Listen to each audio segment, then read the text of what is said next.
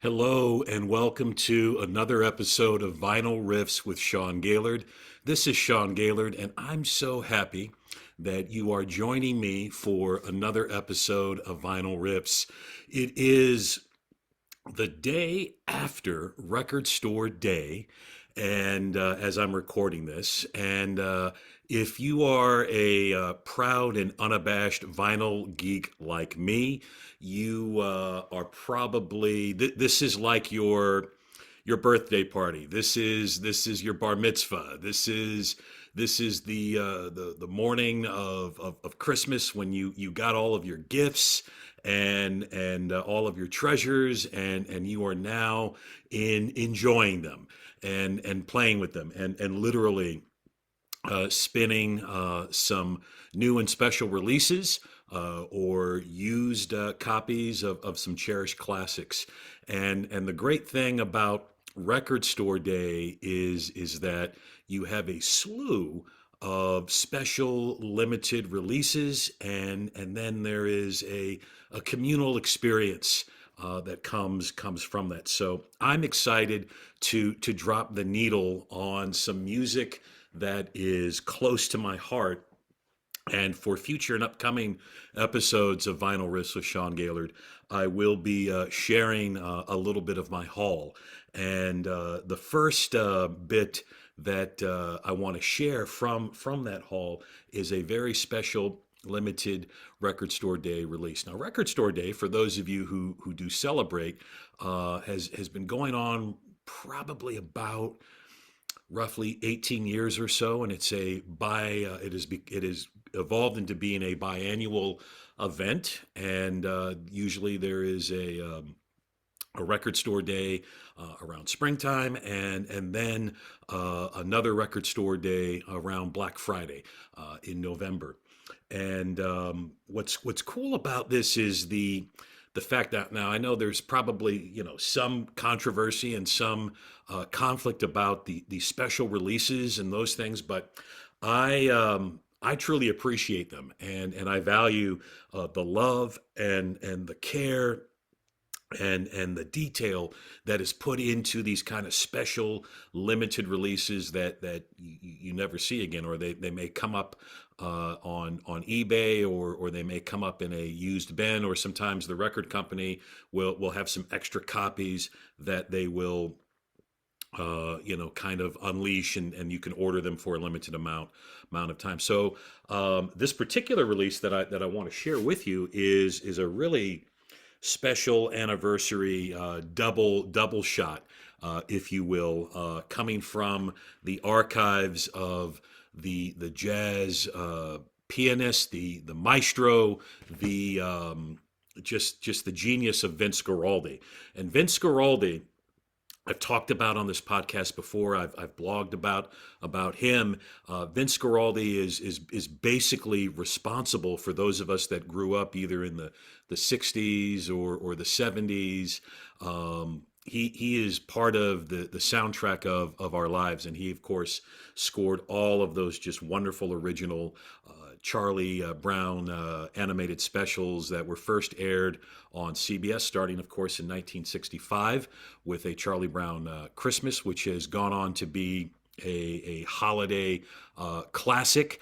And then there have been seasonal kind of episodes from that series, whether it's a Charlie Brown Thanksgiving, it's the Great Pumpkin, Charlie Brown, and so on and so forth. And Vince Guaraldi was with us on this planet for a very short time.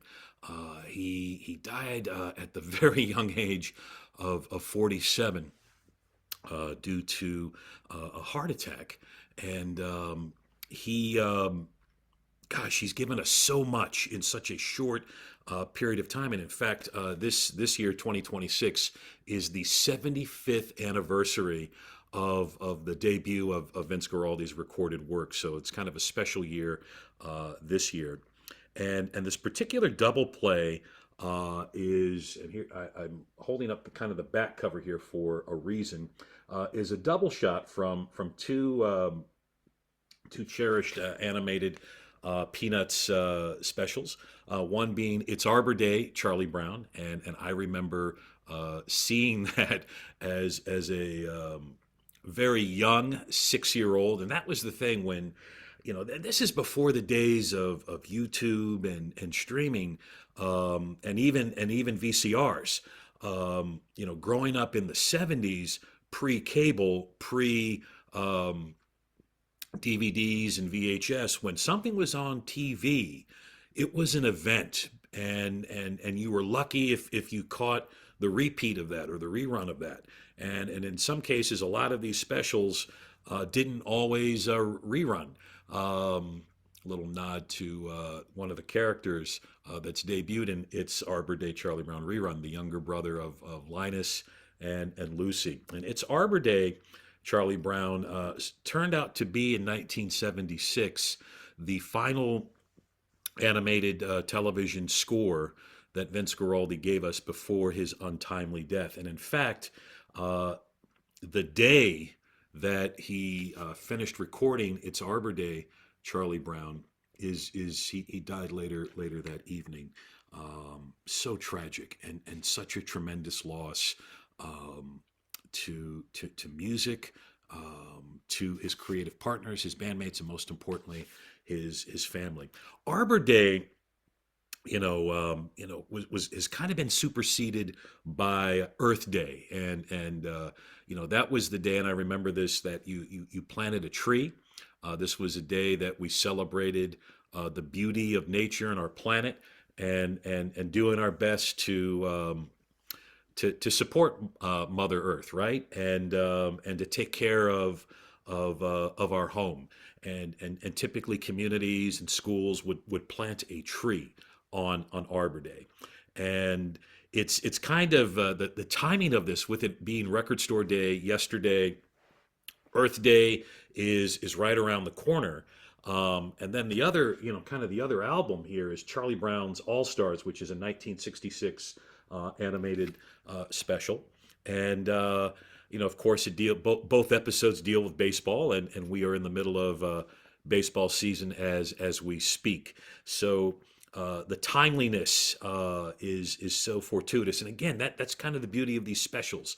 Is you would watch a Charlie Brown Christmas around Christmas time, and you would get excited for the holiday, and there would be commercials aimed towards the holiday season.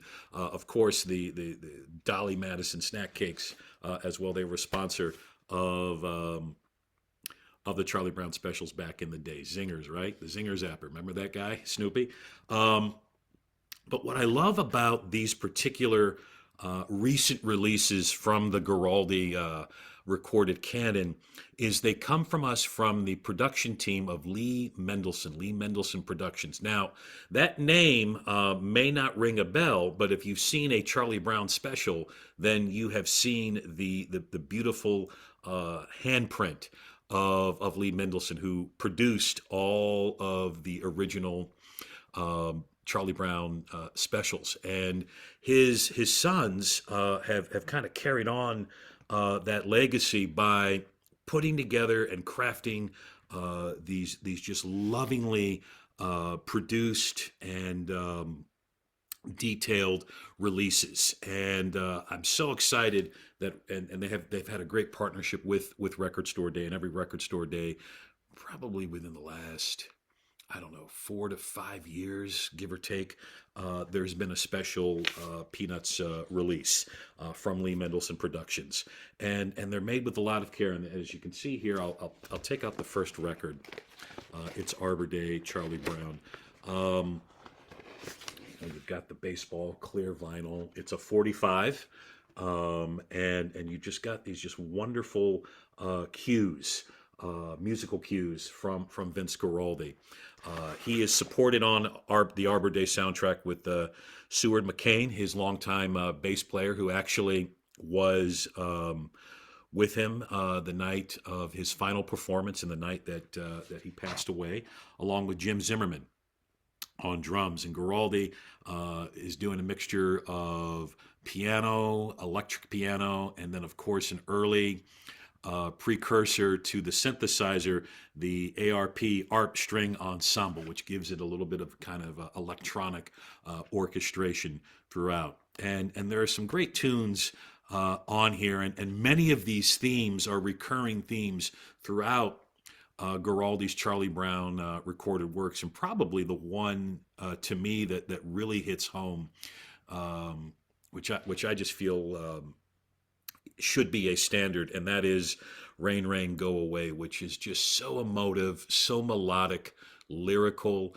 It's a slower piece, and then of course you got a little bit of funk, a little bit of bossa nova, a little bit of jazz, a little bit of soul. Again, echoing the '70s and the music of that time.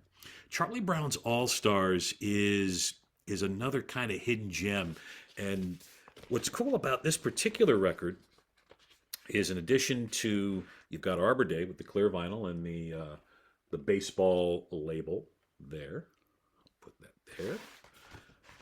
And keeping with the baseball motif inherent in both specials, you've got a specially designed mitt, a specially designed baseball glove on vinyl, which is really neat. And of course it's in the style, done in the style, recreated in the style of Charles Schultz, who gave us Charlie Brown and Snoopy and Linus and Lucy and Schroeder and Franklin and Peppermint Patty and the whole gang. So you just got like this kind of giant mitt. Now the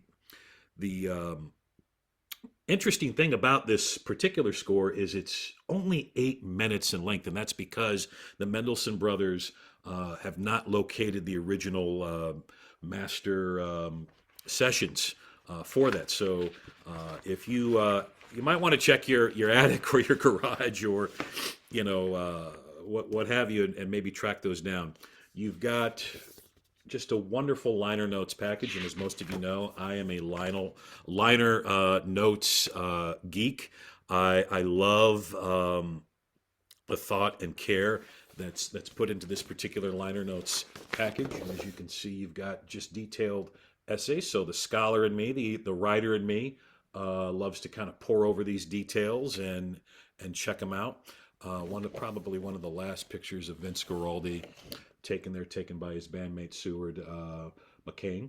And then of course you've got both Mendelson brothers carrying on beautifully the legacy of their father Lee, Jason and Sean, who write just some very lovingly wrought liner notes. And one of the pieces here that and really kind of in all of the pieces here, you get the sense that this was truly a labor of love when they were making the Charlie Brown television specials. It was a true creative, collaborative effort, and the creative team really moved like a band, and they stayed together and they evolved together, and you just get the sense like they checked their egos at the door. There was a lot of love and support here, and both sons write very poignantly about the death of Vince Guaraldi and how their dad really never got over that. And one of the quotes here I just want to share with you from Sean Mendelson in his liner notes for It's Arbor Day, Charlie Brown. And he concludes with this: "It's sad to think how early Guaraldi was taken from us. But digging out these recordings has been like a rebirth of sorts. Putting some shine on these melodies and examining their hidden value has been an absolute honor." McCain the bass player, "To lose someone like that in his prime, the world of jazz lost a great voice. I lost a friend.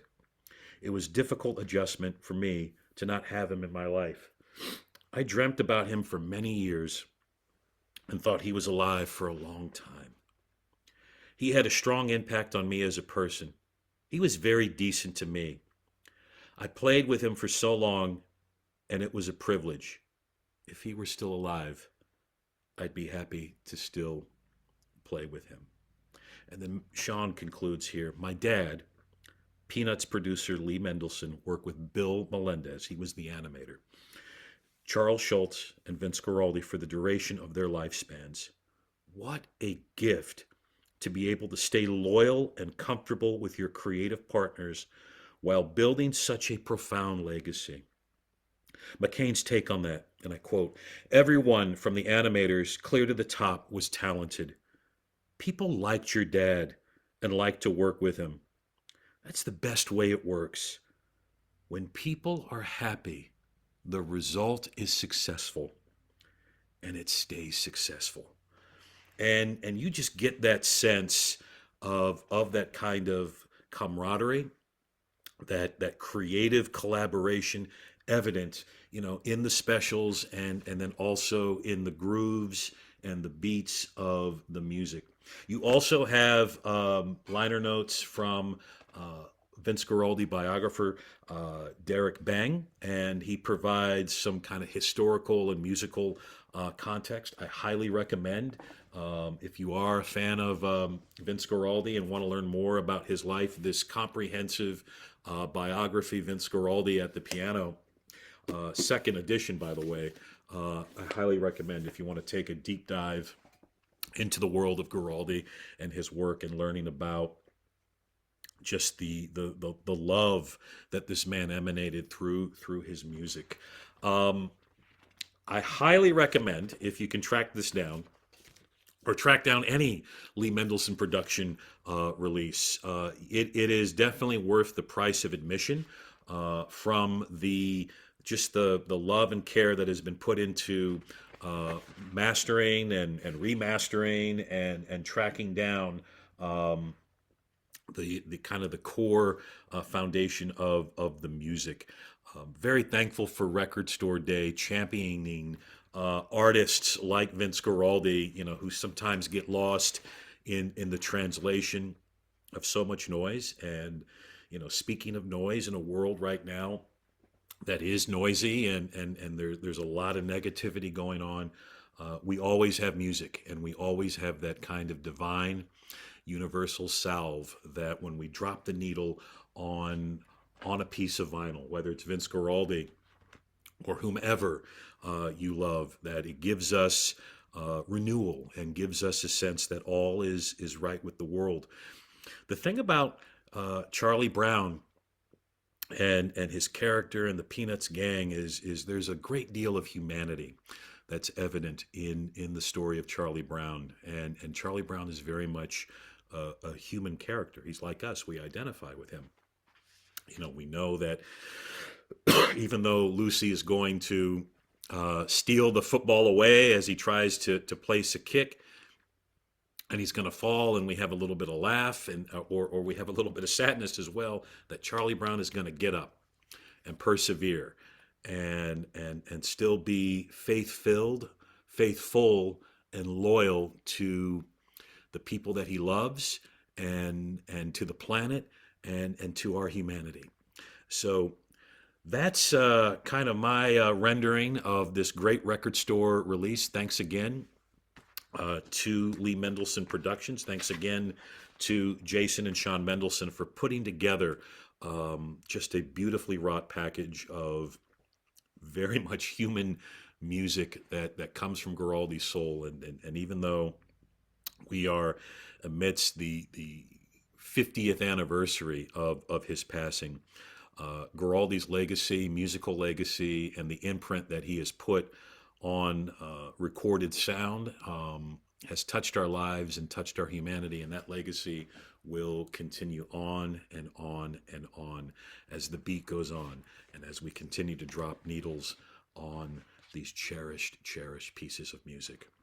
This is Sean Gaillard with Vinyl Riffs.